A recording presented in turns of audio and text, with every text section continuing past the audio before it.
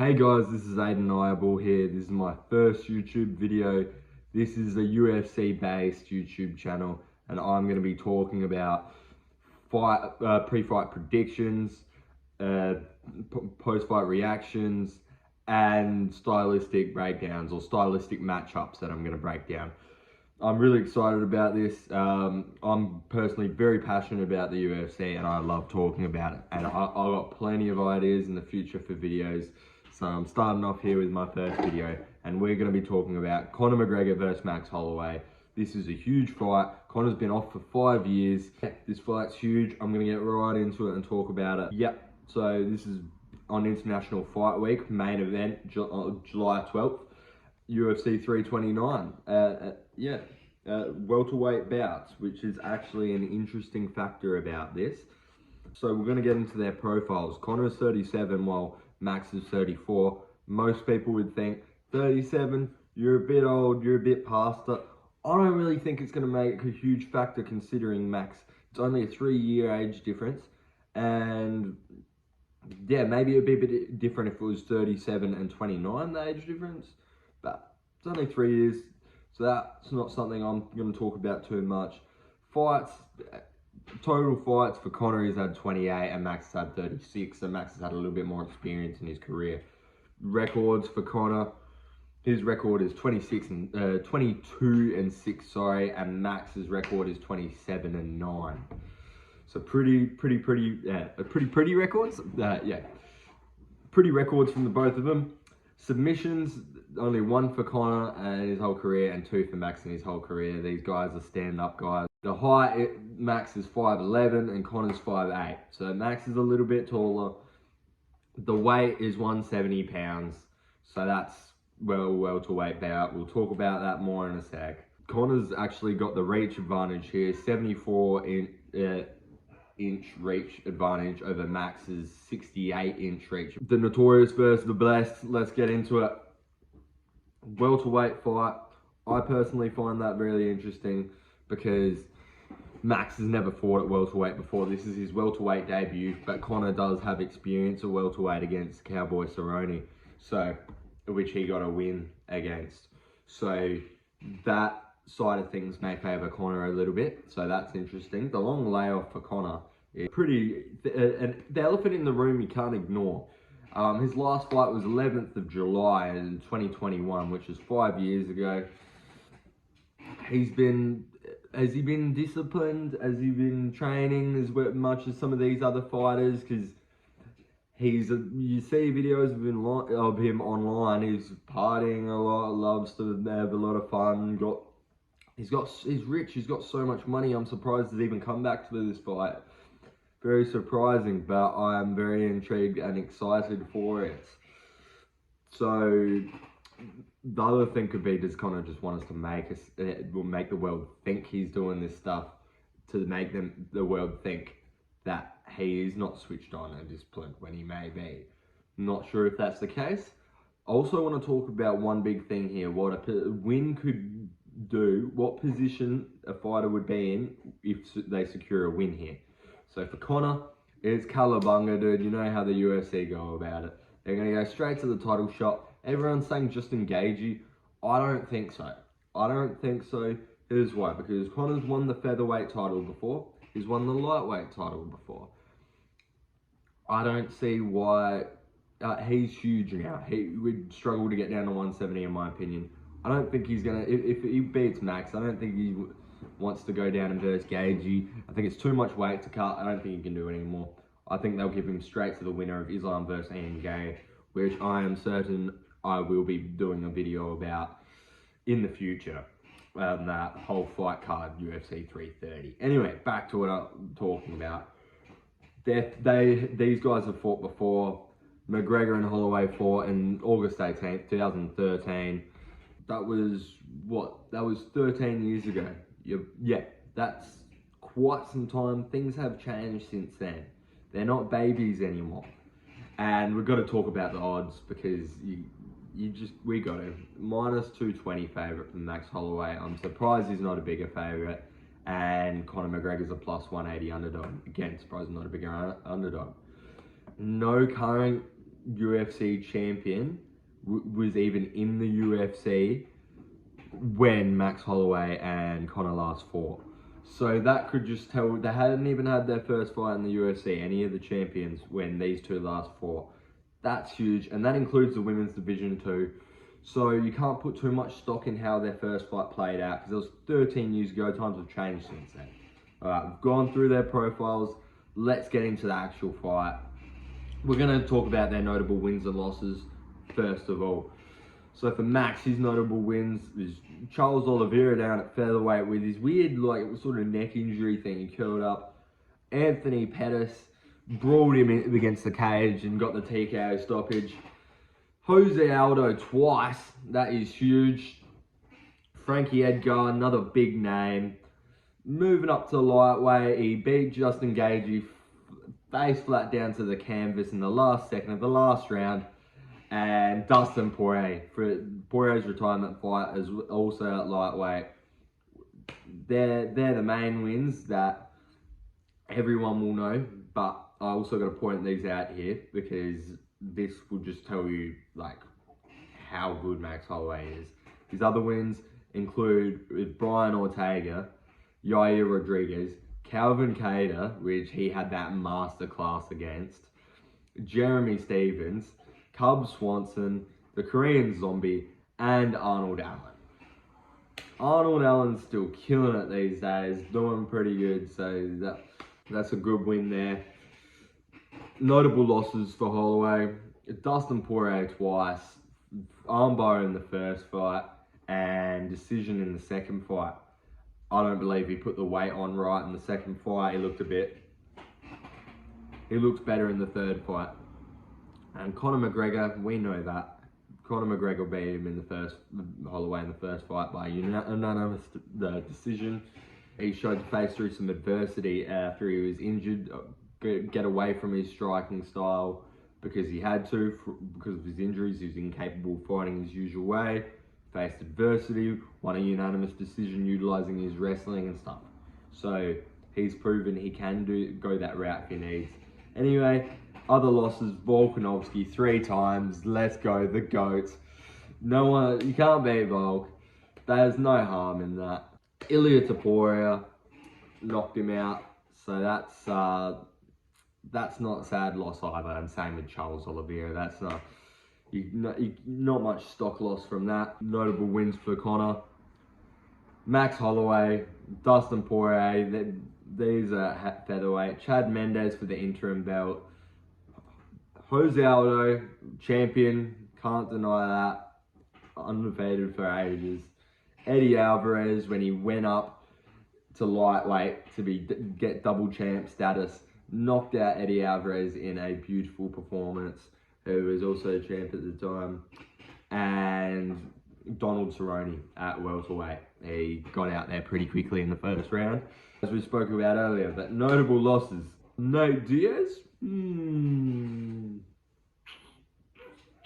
Nate, this guy out here losing to Nate Diaz, boy. What the hell, man? I'm not surprised, motherfucker.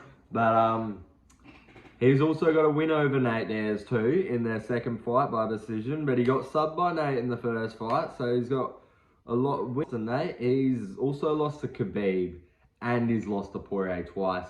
But to be fair, on Conor's side here, it's hard to call it a loss in the third fight considering it ended via his leg snapping. Advantages for Max here. Advantages for both these guys. Clearly some of these things are obvious to most of you, but we got to point them out anyway. The cardio factor, you cannot deny. Max's biggest strength is his cardio, and even when Conor was in his prime, at his peak, his cardio was his biggest downfall, was his biggest weakness. He was known to only have 2 rounds in him before gassing. So there's that. And Max's activity, another obvious thing. I've already gone through and highlighted that. Max has had 8 fights since Conor's last fight. That's huge. Max's competition since Conor's last fight: Yair Rodriguez, former interim champ. Alex Volkanovski, champion at the time and still the champ. Arnold Allen, doing pretty well these days. The Korean Zombie, who's a legend. Ilia Topuria, former champ, who is knocking out everyone. Justin Gaethje, who's the current champ. Dustin Poirier, who's a former interim champ and a legend. And Charles Oliveira, who's a former champ too. And Max won 5 out of those 8 fights, with the losses being against Volk, Ilia, and Charles. Can't lose too much stock from that. They're the best of the best kind of guys. So respect to Max there. And then I'm also going to highlight Max's chin durability. He's shown a tough chin through his entire career. Very impressive. I know I've seen him cracked a bit more often at lightweight, but that's because the power is different at lightweight. It's just how it is. He's still got a chin. He's a tough cookie to crack. If anyone can do it, it would be Conor though. And I've got to put out there his footwork and speed for Max, because he utilises that so well in all his fights. And Conor's advantages here is his power. That's the most obvious thing. His reach, as I mentioned earlier, he's got a significant reach advantage. He needs to use that. And his experience at welterweight. Max hasn't fought. This is Max's first fight at welterweight. So that's interesting. Now, we'll dive into the keys to victory for both these boys. It favours that Max, the longer the fight goes, because of his cardio machine, because of the cardio factor. The distance and range management, but knowing when to back Conor to the cage. Max is good at smelling blood when he's got someone hurt and teeing off against the cage, forcing the stoppage, but he needs to use good distance management until then, which he does, and he picks his shots usually pretty clever. And he needs to utilise his kicking game and his footwork, which is Max's style. He's got an incredible dynamic kicking game. If he wants to beat Conor, he's got to use his dynamic kicking game to get the dubs. For Conor, obviously it favours him the shorter the fight goes. He wants to go boom, get you out of there real quick, fucking get that big bomb on you. Keeping the pressure on Max, but keeping loose early is a huge thing as well. And he has to give Max something to be wary of. He has to pressure him. He can't stay on the outside and let Max pick him apart, because Max will do that if Conor decides to go that road and back up. Conor needs to utilise clinch work, elbows, knees, and even the shoulder strikes we've seen in the Cerrone fight, where he busted his nose from his shoulder strikes, and even in the Poirier fight. They were highly effective by the looks of it. And he needs to utilise his footwork. So shown that that is a strength of his. Things we need to note here: both fighters have shown flaws in the grappling and wrestling departments. Both these, it's likely to play out on the feet with these guys both being strikers. I'll be surprised if we see too many takedowns. I don't think we'll see many. I think we'll see a minimal grappling, but not too much. We don't know how McGregor's going to look. We don't know if he's going to have his dynamic kicking game that he did at featherweight. We don't know that he's going to have his karate style like he did in featherweight, or his boxing style that he did towards his last 2 fights with Dustin Poirier. And his conditioning and cardio. Cardio was already a big weakness for him. And with this long layoff, I would struggle to imagine the cardio being improved since his prime. And Conor's leg break is a huge thing as well that we have to note. Will it be a target? Because that's a factor.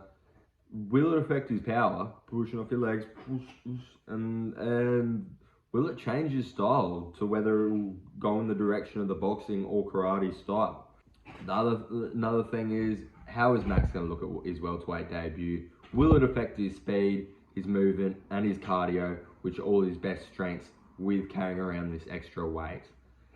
And last but not least, will the weight cut be too draining or take a toll on how Conor looks in this fight? Because Conor looking meaty these days, man. I struggle to. I think it would be a struggle for him to get down to 170. So I would wonder if the weight cut affects him and actually it takes a toll on him in the fight. What I do want to say is, back to my point about Max's welterweight debut, he got muscled down by Charles Oliveira at lightweight, made to look small, out-grappled for 5 rounds, over the course of 5 rounds to a unanimous decision. If Charles did that at lightweight, I think would Conor be able to take a page out of Oliveira's book, sorry. I don't think he's got the grappling pedigrees of, well, he definitely does not have the grappling pedigrees as Charles Oliveira. That is a fact.